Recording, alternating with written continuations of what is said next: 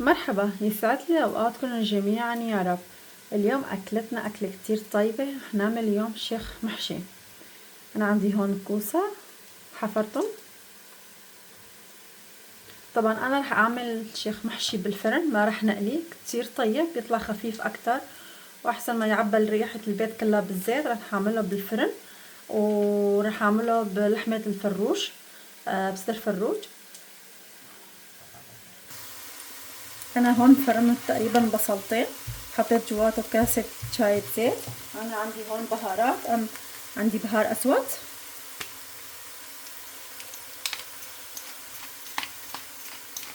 نعمل رشة بهار اسود. عندي شوية بهار ابيض كمان، حط رشة بهار ابيض. جوزة الطيب كمان رشة.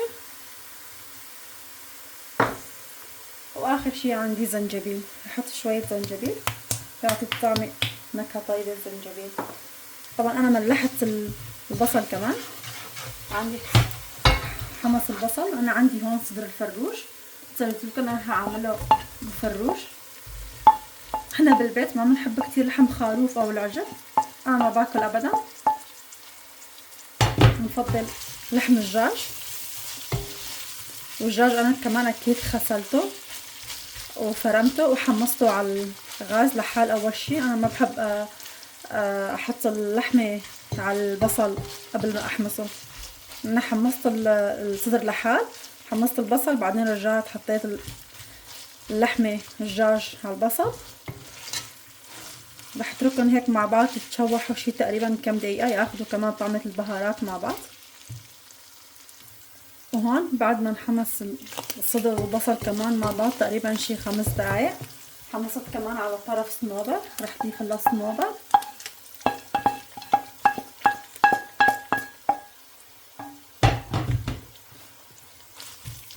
حركهم شوي مع بعض، طفي الغاز تحته ونتركهم هلا على الطرف لحتى يبردوا. وهلا بعد ما برد عندي الحشوة هون، طبعا حابة بس اقول شغلة، انه كل ست بيت اكيد لنا نفس طيب على الاكل. كل واحد كيف متعود يعمل طبخ اكلته بالبيت، مثلا بفترق بين الاخت والاخت، الام والبنت يعني. اكيد كل ست وكل صبية نفسها طيب على الاكل. كل واحد بيعمل بطريقته الخاصة، كل واحد له نكهة يعني. اللي متعود على لحم الخروف، على لحم الدجاج اللي بلا صنوبر مع البصل المثوم يعني. لانه انا ما بحب اللحم الخروف او العجل، مشان هيك بعمله. وعن جد كتير بتطلع طيبة كمان. بفرم هيك صدر الفروج هيك قطع صغار، وبصل صنوبر. هون عندي كوسة مثل شايفين هيك انا حفرت، رح احشيها.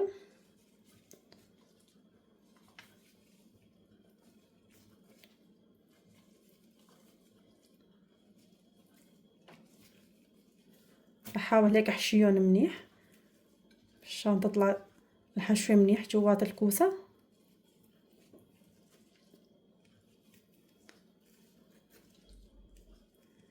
هيك ومثل شايفين،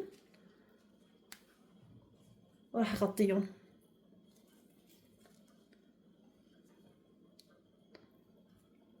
وهيك.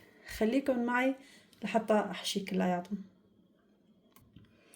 وهون انا بعد ما حشيت كلياتهم بالحشوة صفيتهم بصينية الفرن. عندي هون شوية زيت، وراح دهن الكوسيات بالزيت هيك، ادورن شوي وزيتهم. مثل ما قلت عن جد بتطلع كتير طيبة، ما واحد ما بيفرق ابدا انه مو مقلية، بتطلع خفيفة. واهم شي ما بعبي البيت ريحة الزيت. وهلا رح احطهم بالفرن وبرجع لكم. انا عندي هلا كيلو لبن، حطيت له معلقة نشا وتقريبا كاستين مي. اكيد في ناس كمان بتعملها بمرقة حمرا كمان طيبة. الدنيا اذواق مثل ما قلت، كل واحد حسب كيف متعود. اكيد هيك وهيك طيب، بس انا متعودة مع اللبن، بحبه مع اللبن اكتر. هلا خليه على النار لحتى يغلي عندي اللبن.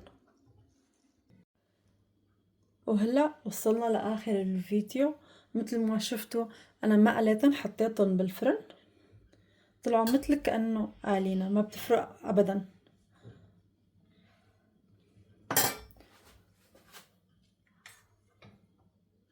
انا عندي هون اللبن،